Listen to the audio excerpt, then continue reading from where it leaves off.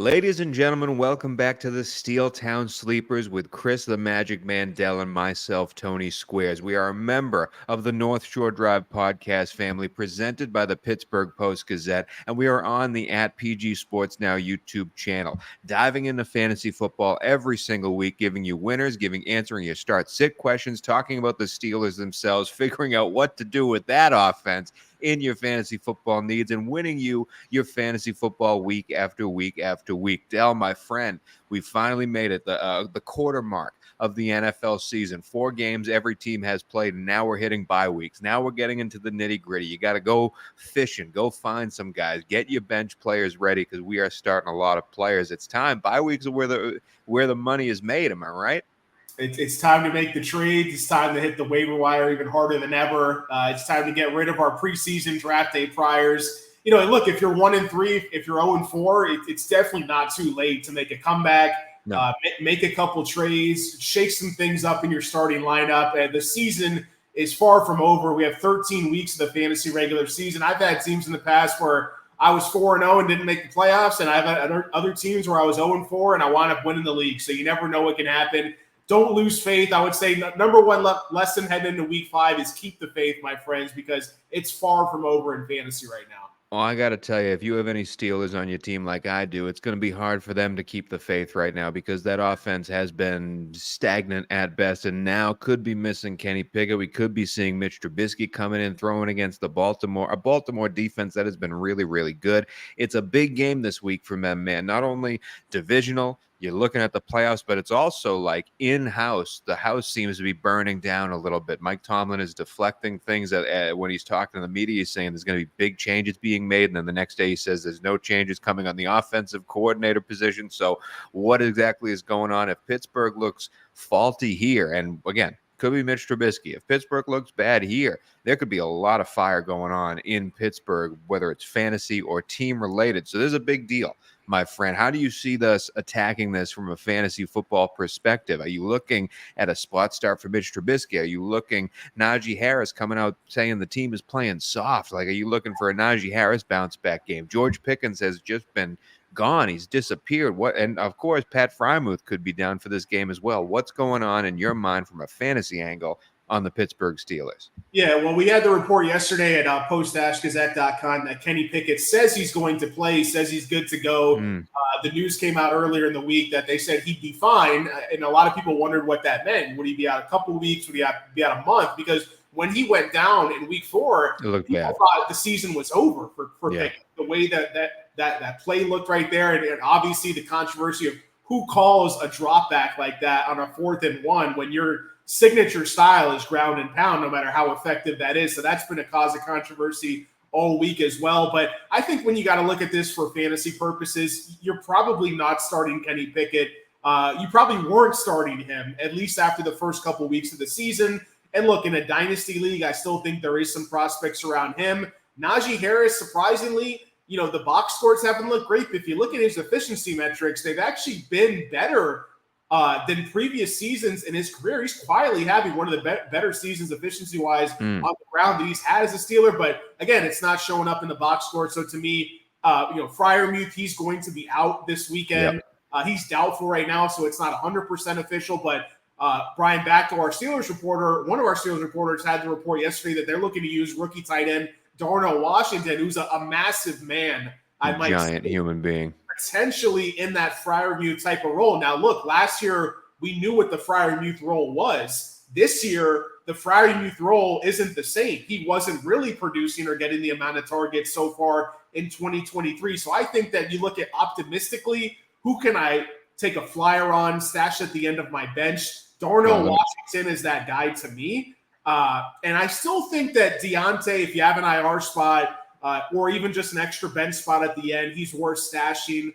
George Pickens obviously is a buy low candidate at this point because you're not going to get much trying to trade him away. But Chris, can we talk about Pickens for a second? You know, he's been my favorite player. You know, I've drafted him everywhere, but Pickens this week in particular, if you're looking for a Steelers player to throw, throw all your hopes and dreams on to, I mean, what Baltimore has done versus receivers over the first 4 games of the season, they've let up some pretty big games. Robert Woods and Nico Collins had really big games in week 1. T. Higgins had a huge game in week 2 against Baltimore. Michael Pittman and Josh Downs, really big games in week 3 against Baltimore. And then last year, obviously, since Cleveland didn't really have a quarterback, so that game I'm not really going to count too much. I'm just saying these wide receivers could be open. They have been open against Baltimore. If it is Pickett, if it is a hobbled Pickett, so to speak, not a lot of mobility there, do you think Pickens has any chance of saving my fantasy team and having a day like some of these other receivers have had against this Baltimore D?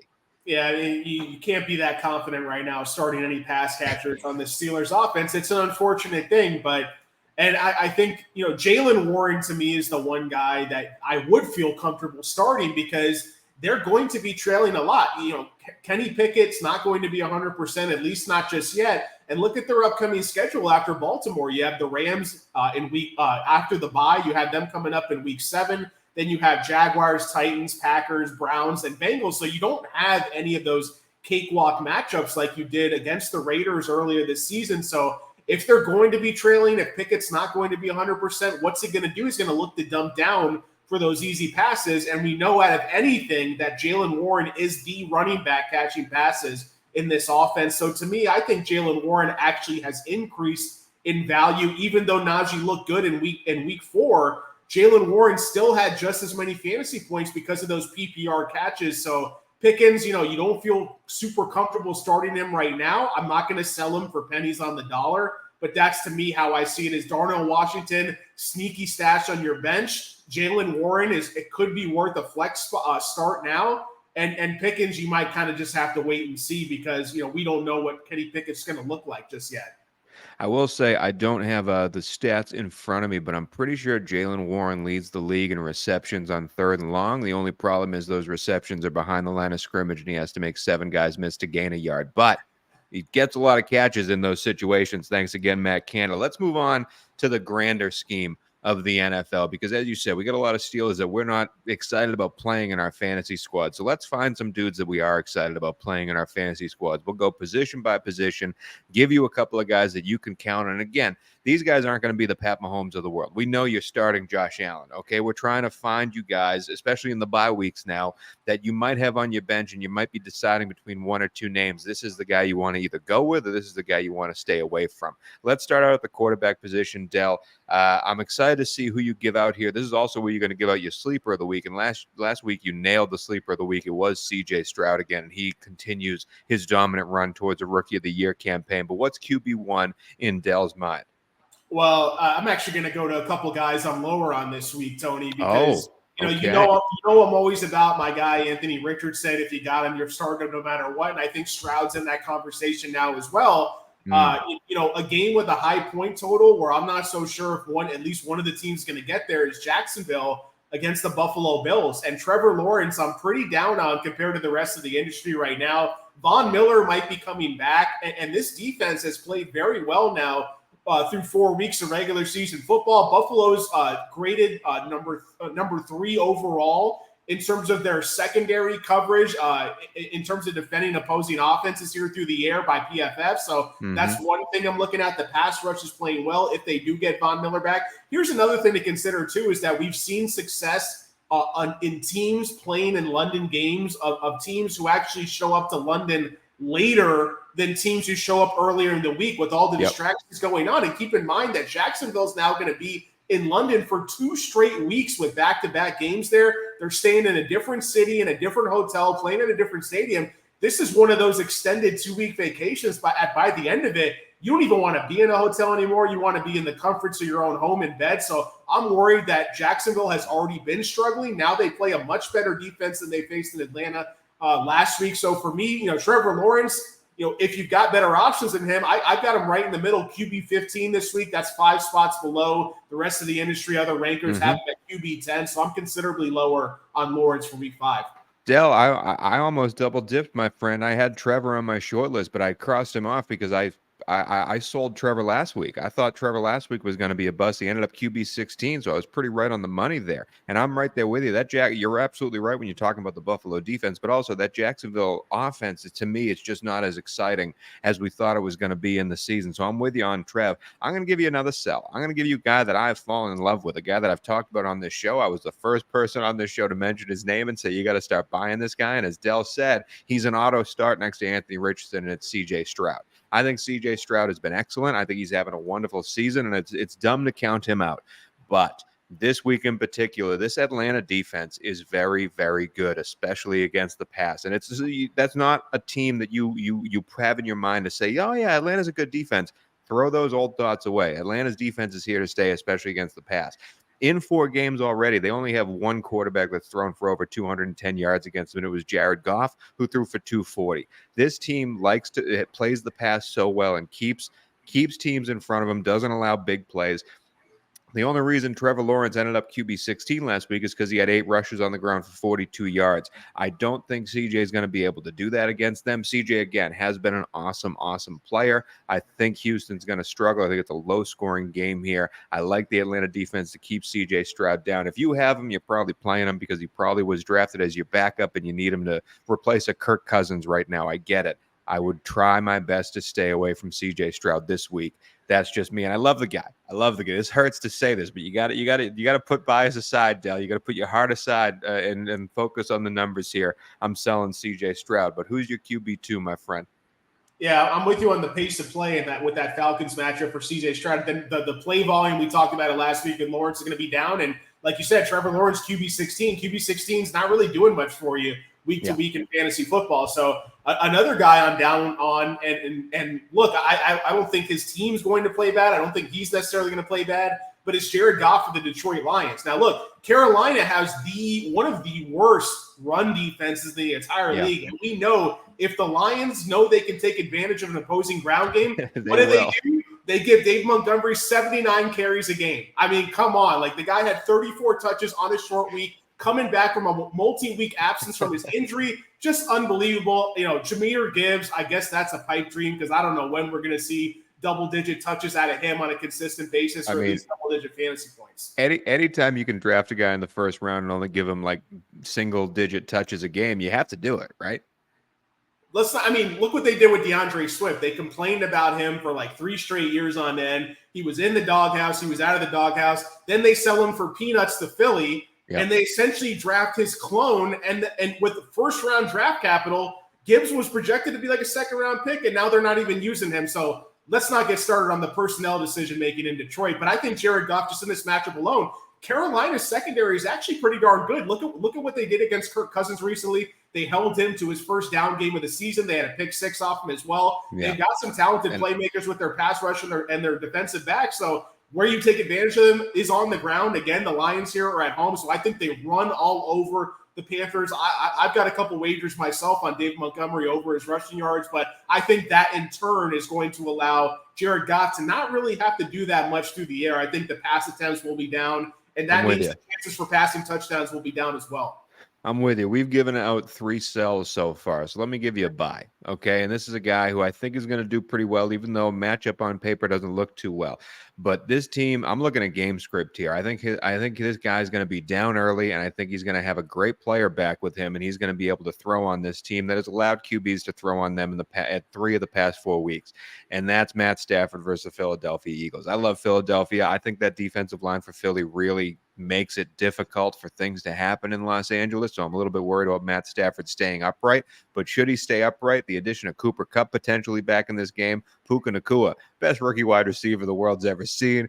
Tutu Atwell's still doing things like this passing offense, and Sean McVay's brain behind it is really intelligent and doing a lot of good things here. And Philly has let guys look, really, really good. Mac Jones had his best week of the year so far. Kirk Cousins had over 350 yards. Sam Howell looked really good minus the sacks last week, and I hate Sam Howell. You guys know that. But I'm really in on Matt Stafford this week. And if you got a guy like CJ Stroud, Trevor Lawrence, I'm looking at starting Stafford over them. I really am. And I know that's going to get me in trouble in some places, but that's what I'm picking. Stafford's my guy. Dell, sleeper of the week coming from the quarterback position. Who is it?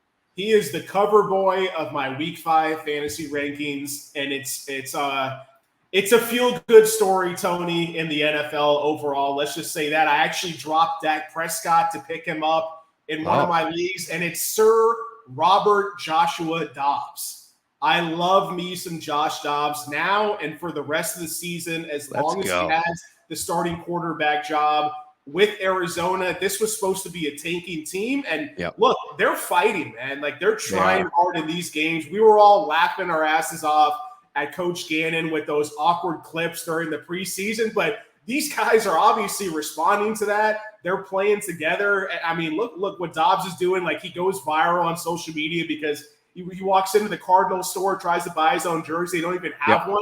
Tries to customize it. They don't even have his name to customize the jersey with. The guy's visiting high school football Cardinals cheerleaders that suffer from the same hair loss deficiency that he's had. I mean, the list goes on and on. This guy's like a freaking saint right now. And what I love about him, Tony, you know me, I'm a sucker for a rushing quarterback.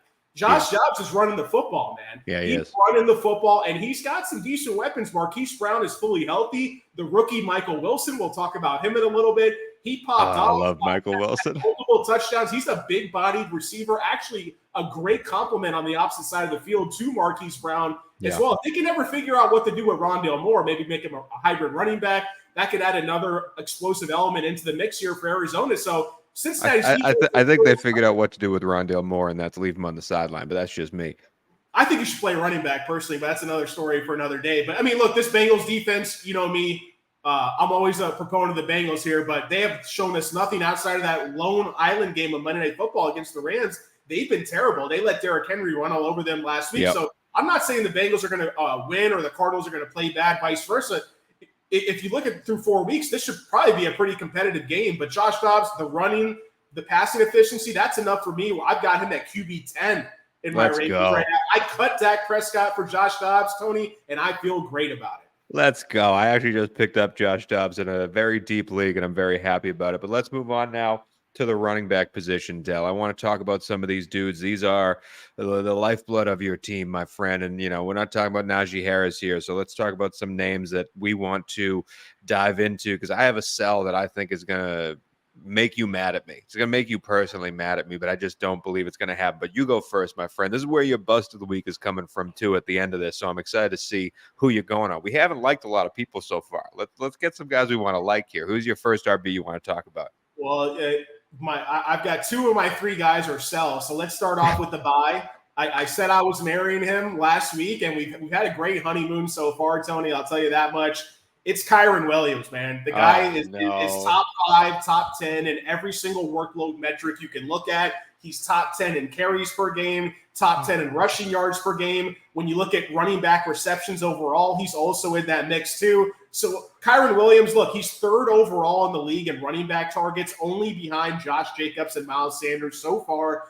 When Sean McVay falls in love, he falls in love hard. And when he falls in love with a running back, that means he's giving that running back 30-plus touches a game, and that's what he's doing week in and week out with Kyren Williams. So I expect a lot of dump down passes. I expect all the goal line touches, all the 2-minute drill touches. So for me, I just don't understand why Kyren Williams is like a borderline top 12, top 13 option so far, when he's clearly shown us he's putting up top 5 workload numbers and top 5 fantasy points per game. So I've got him as my running back 4. I really don't think it's a stretch, but compared to the rest of the industry right now, it is a little bit of a stretch. Dell, this is not a joke. I can show you my little notepad here. This is not a joke. The guy I'm selling is Kyren Williams, and I really like Kyren Williams. I really like this Los Angeles team. They're feisty. They're a lot of fun. I think this is Sean McVay's best coaching job he's ever done. I love watching this team play. They are feisty. And Kyren Williams, you're absolutely right. You want volume from the running back position. You are yearning for volume, and he has it. He might be the biggest volume running back in the league right now, next to Zach Moss, who won't be on the field anymore. Kyren Williams has been destroying things, but this Philadelphia team, Chris, and an offensive line that is already beaten up in Los Angeles. Let me just read off the past 4 running back games versus Philadelphia this year. The combination of Ramondre and Ezekiel Elliott was 19 rushes for 54 yards. Alexander Madison, 8 rushes for 28 yards. 14 rushes for 38 yards by Rashad White. And Brian Robinson had 14 rushes for 45 yards. And the lone touchdown they've given up on the ground. Add that all together, That's an awful. You could give all of those carries to your boy Kyron Williams in this game. All 80 of those carries, and it's still not a good RB number at the end of the day. I think the Philly gives up some stuff in the receiving game and the running backs, but it's not even enough for me to sniff at this. I don't like it. It's going to be a lot of volume, but we saw Joe Mixon get a lot of volume last week, and he ended up the RB23. Like, I just think that's what you're going to end up with. Not a lot of juice on the vine. I'm selling Kyron, so we are head to head on this one, my friend. Let's do it. I mean, I hear the points there. What I will say is Rachaad White, I mean, that's kind of out of the tier here we're talking about, but Ramondre and Zeke, if you combine their numbers, the targets they got, I mean, these are pretty bad offenses we're talking about. I have a lot more faith in McVay and the Rams offense than I do with the Bucs, with the Patriots. 1,000%, yeah. Yeah, so that's my glimmer of hope is the targets there potentially for him. I'm going to go into a guy that I'm down on. You actually mentioned both of them when you were giving the bull. The Are you finally out on Alexander Madison? I'm finally fading Alexander Madison. Yes. Yes. It's about that time. Look, they brought in Cam Akers. I will say this. I believe that Madison will finish the year with more touches than Cam Akers on a per-game basis, but I also do think it'll be close. I think that it'll be more of like that typical 55-45% split. I think Madison will still control the running back targets, but the problem is in this game is that the Chiefs defense has actually been pretty darn good this year, quietly, even though some of the opponents they face haven't been so great. So, look, when it comes to the goal line, we saw Cam Akers get multiple goal line snaps last week for the Vikings. I don't know how much they're going to be at the goal line in this game because I expect most of their success offensively is going to come through the air. So for me, that just all goes to show that Alexander Madison, look, I think he could be a solid flex option for you. But in the grand scheme of things, I've got him as my RB27. Industry has him as RB21. So I think he could be a flex if you need it. But I'm concerned about the efficiency, the lack of touches, and then, again, like a sneaky tough matchup here against Kansas City. Just to put things in perspective with the Kansas City defense overall, they are pretty good in terms of their pass rush so far, and the Vikings overall has shown a little bit of propensity to let Kirk Cousins get blitzed in the backfield. So even if he does try to dump down, I don't know how much time he's going to have in this matchup here. So I definitely am fading Madison a little bit this week. I'm very happy to hear you finally came to my side of the aisle here with selling Alexander Madison. You were big on him for a long, long time, my friend. I know that was big for you. You've grown today, and I'm proud of you, Chris. I'm going to talk about a running back that you've also already brought up, and this is a buy for me. And this is a keep the good train rolling buy. This is a guy that you probably drafted somewhere 5th, 6th, 7th round. You're like, I don't understand how this keeps happening, and I think it's going to keep happening. It's David Montgomery, the damn Detroit Lions, Dell. They don't stop running the ball, as you said. And as you also said, the Carolina Panthers defense is horrendous against the run. The first 3 games that they had this year, the Carolina Panthers gave up 2 touchdowns to a running back in each of their first 3 games. The only one to not do it was last week was Alexander Madison, but he still had 97 yards rushing, just didn't get to the end zone twice. Like, they don't stop running the ball. They allow you to run it. I don't know where Derek Brown went. I think he's one of the best D tackles in the league. You can blow right by them now. And I think multiple touchdowns, multiple rushing attempts. Detroit puts up a big number here. I'm all aboard David Montgomery train. If you have him, don't even think about it. Put him in that RB1 slot, and you'll be happier for it. Dell, the bust of the week from the running back position. I will say, I think there's a lot of running backs this week that are going to have pretty big games. I love both of the Miami running backs. I don't care which one you have. I think you start in both of them. I love Travis Etienne against that Buffalo team. As you said, we don't like what Trevor Lawrence on the passing offense can do. I think Travis Etienne can have some fun against Buffalo. But what do you think? You have a bust down here for the running back position. Who are you not buying?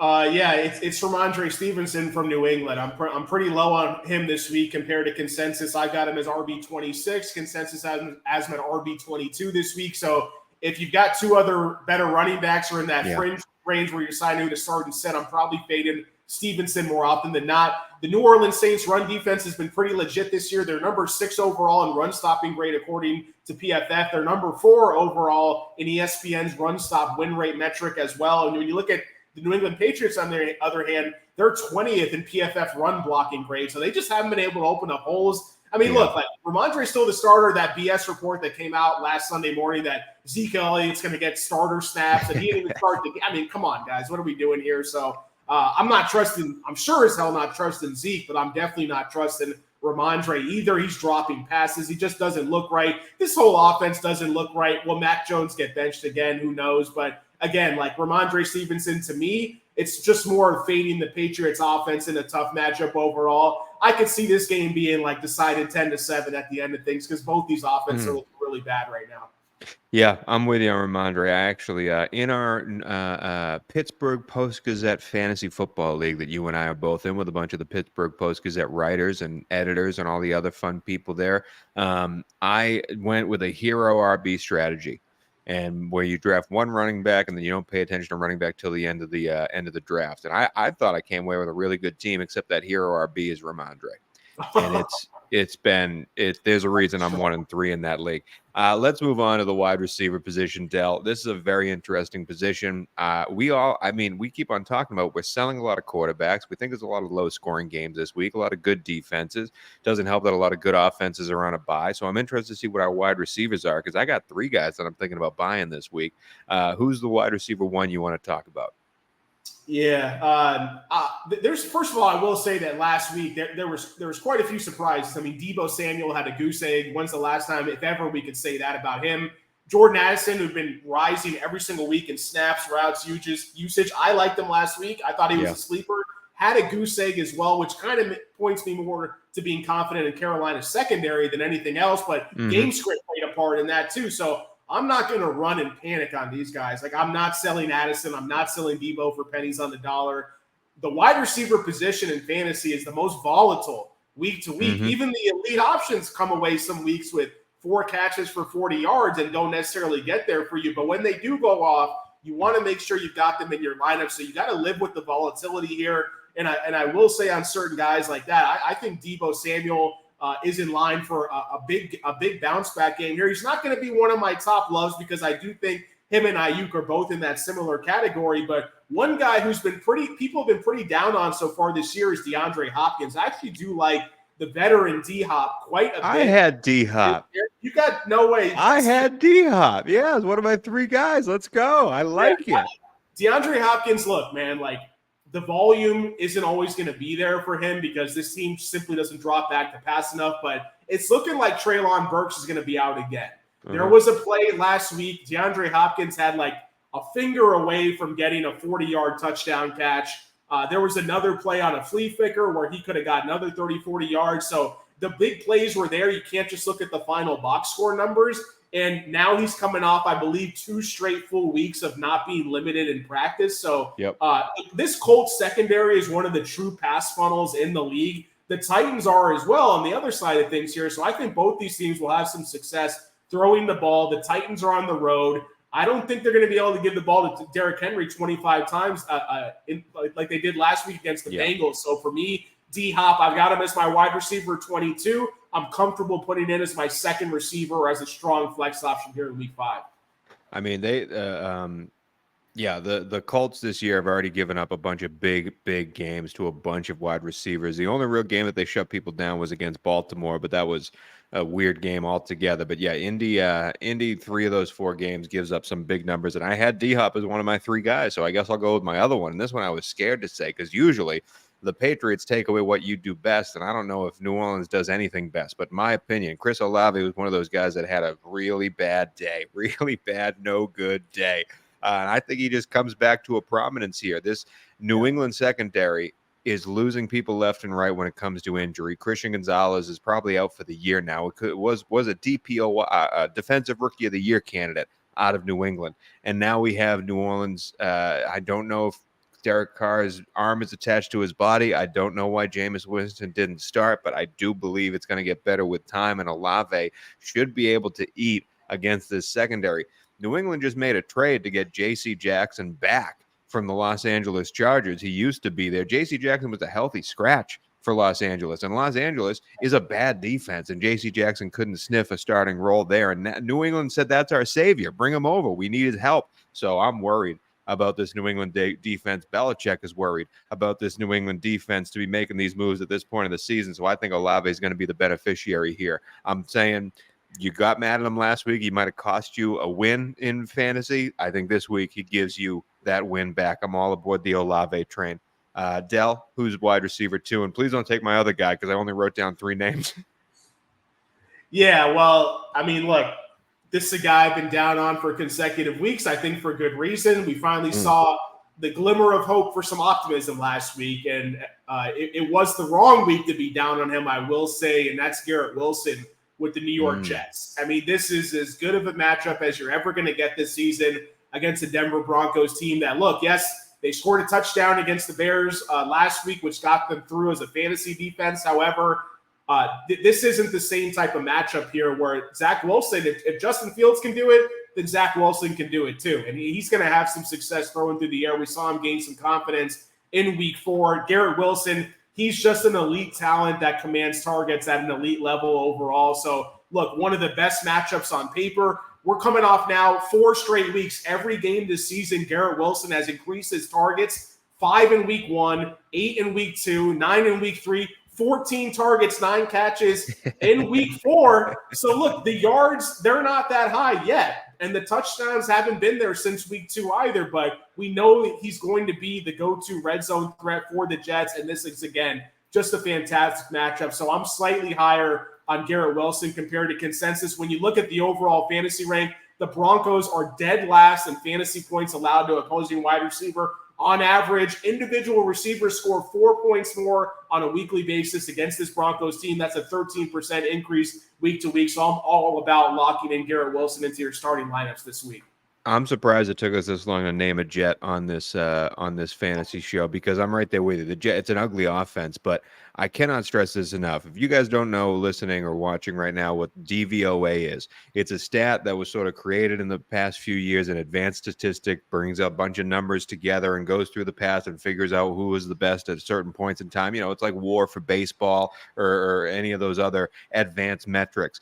DVOA calculates defenses for the last 100 years of the NFL. And through the first 4 games of the season, no defense in the history of the NFL has a worse DVOA than your Denver Broncos. I think if you have a team, even if it is Zach Wilson, and you got guys that are playing against Denver, they're must starts. They are must starts. We made Justin Fields look like a number 1 overall pick for the first 3 quarters of that Denver game. I just think anyone can eat against Denver. And again, Garrett Wilson, great pick by you. I couldn't do it, but he was definitely thought about. Denver's defense stinks, and Vance Joseph should be ashamed of himself. The wide receiver I'm going to give before you give your stash of the week at the wide receiver position. And this is a little bit weird because I told you to sell CJ Stroud, but I think I'm just going off of an inkling here. I think I'm going off of looking at the past few games looking at the past few games that Atlanta has played. I think there's a prototype of a wide receiver that can get them. And it's a guy that patrols the middle of the field, that occasionally goes deep ball, and is not necessarily the big-bodied receiver, but more the smaller, quicker guy. I think Amon-Ra St. Brown and Christian Kirk, I think you're going to get that out of Tank Dell in this game. So if you're looking at some wide receivers, maybe your wide receiver 3, maybe your flex position, maybe you got some bye week guys, some injury guys, you need a guy you need to go sniff out. I do think Tank Dell has a fun little game here because Atlanta has been prone to giving up those middle of the field, little shifty routes to those big guys. And I think Tank Dell fits that mold of a Christian Kirk. So I'm excited to see if Tank Dell can be the outlet for CJ Stroud, because I still believe in the cat. Like, I still think CJ Stroud's excellent. I think he has a bad day today versus Atlanta, but Tank Dell might be the guy that gives him some help. So that's the second wide receiver I'll give you. Dell, your stash of the week. Yeah, it's a stash of the week. This guy, I mentioned him on my Week 5 Fantasy Fallout article, which you can catch every Tuesday at Post-Gazette.com. And he was only 1.5% owned as of Tuesday. When waivers went through, he's still in that range where he's going to be available in a lot of leagues, especially leagues with shorter benches overall. He's now 28% owned, which isn't super high. So if he's out there, I would definitely try to stash him at the end of my bench over some maybe more veteran wide receivers who put in these middling, mediocre type of performances. And it's going back to Arizona with Michael Wilson. We talked about it already. Now, look, like, you could say that last week it was like his first breakout game. People might call it a fluke game that he scored 2 touchdowns. And I will say that, look, when you're 6'1", 216 pounds, you're going to make yourself available as a go-to red zone threat, especially with a quarterback who has some mobility like we've seen in Josh Dobbs. And I didn't get to touch on this with Josh Dobbs, but just want to bring up the fact that this guy looked good in very limited action last year when he started that one game for Tennessee. And when you look back to 2017, he was a 4th-round draft pick. I just want to read off these numbers from Player Profile. 88th percentile 40-yard dash for Josh Dobbs, 4.54 40-yard dash, 83rd percentile burst score, 88th percentile agility score. So this guy can move. It's no fluke to that. And I think he's going to run more, which is going to give younger receivers with juice the ability to get open, just like Michael Wilson. And teams are going to continue to focus on Marquise Brown as that deep, speedy threat on the outside. So look,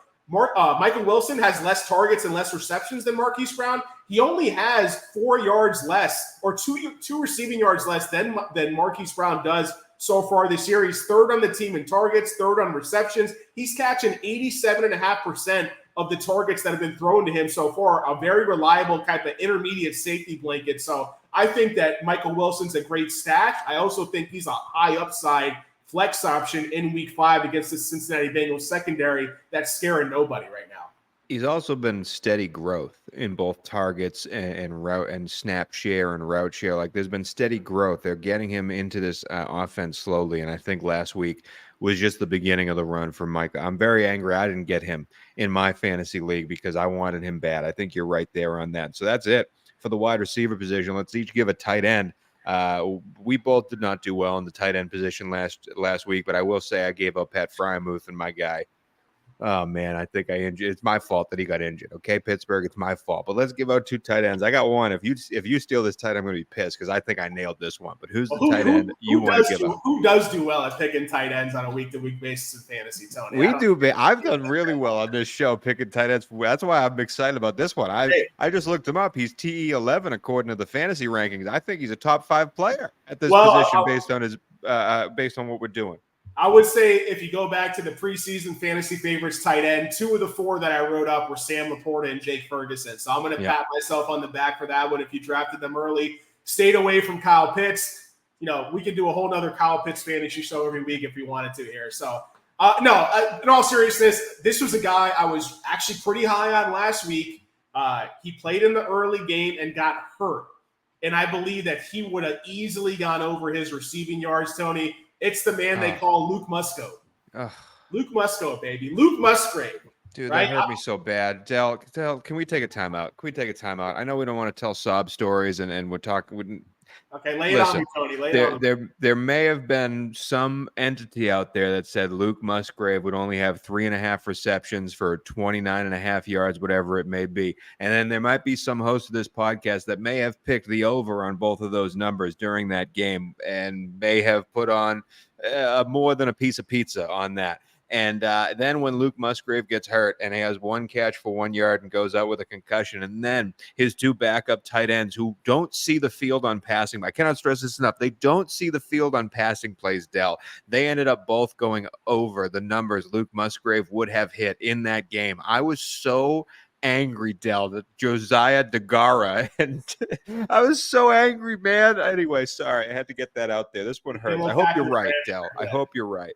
I mean, look, if he's healthy, I think he's going to ball out. This guy's got some juice. He's a talented player. 94, you wouldn't think about it with his big, bulky frame. We're talking about a guy that's 6'6", 253 pounds, and had a 94th percentile speed score, 87th percentile burst score. I love looking at these numbers for rookies because it shows me how much juice they have if they're in the right type of situation here. And the Raiders have the 7th worst fantasy defense in terms of opposing tight ends. Now, look, the Chargers tight ends didn't get there last week. You could say part of that was Herbert's hand. Maybe you say part of that is the fact that Gerald Everett's been around for a long time now and is just never showing up when we need him to. I think Musgrave is a different type of talent here, so I like him to stay healthy. Again, you talked about last week that the tight end position in general for Green Bay got the volume we needed. It just wasn't to the right guy because he got hurt, had 1 catch for 1 yard. I think he could have led the team in receiving, that half those targets that went to Romeo Dobbs. I know he could have. Luke Musgrave, whatever you want to call him, I got him as my tight end 7 this week. He's ranked as tight end 16 by the rest of the industry right now. Again, this is the tight end I'm going to give. He's ranked TE11. I think he finishes way up there, and it's a guy that we've been talking about for a while, whether it was real or whether it was not. And Dell already gave out his sleeper at the quarterback position. It's Zach Ertz. tight end of the Arizona Cardinals. Let me just read off. Tony, okay, let me just.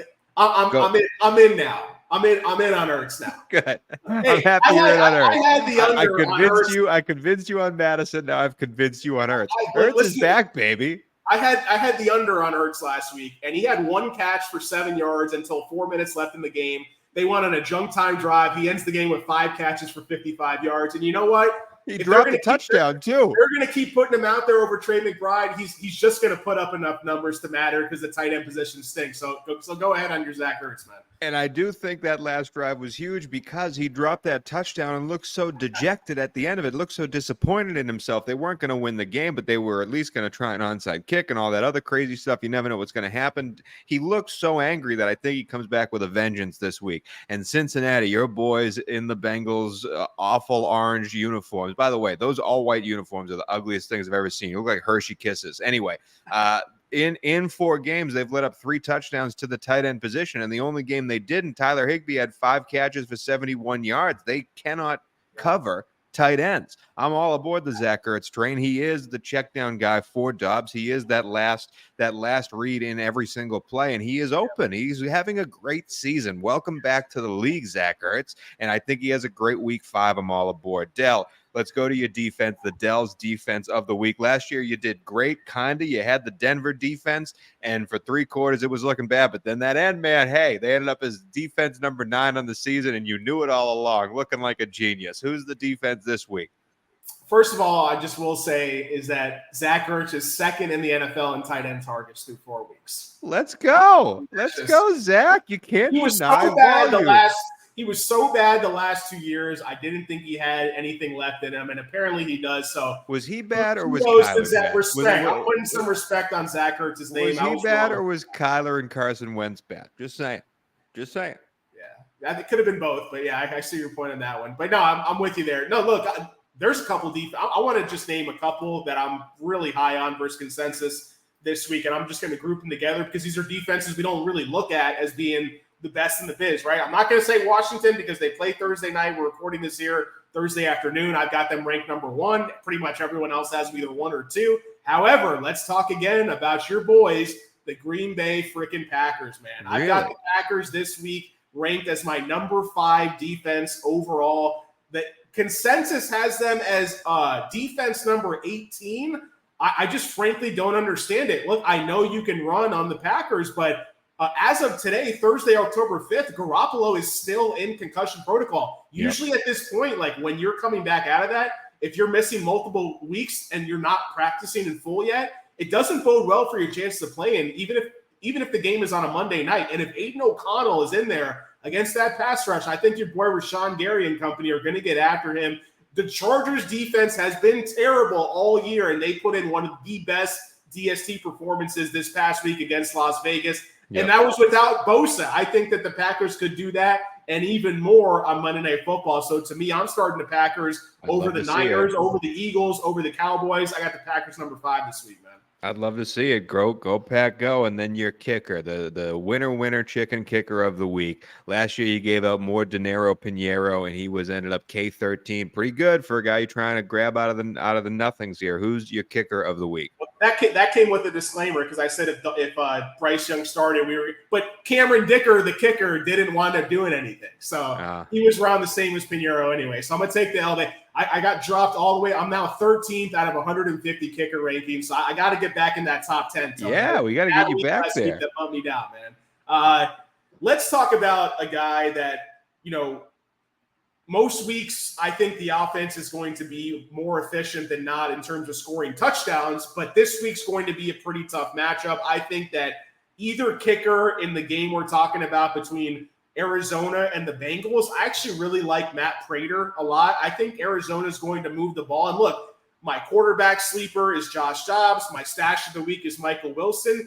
To me, it's just showing that I am buying into what we've seen through a month now of the season, that Arizona might go 4-13, but they're going to be competitive. They're going to move the ball, and the defense might be terrible, but I'm going to trust in this offense to put up points, to move the chains. And I really like Matt Prater a lot. The industry has him as kicker 20 right now. I've got him as the overall kicker 13, so I'm considerably higher on him. I definitely think he's a fringe starter if some of those top options aren't on your waiver wire for week 5.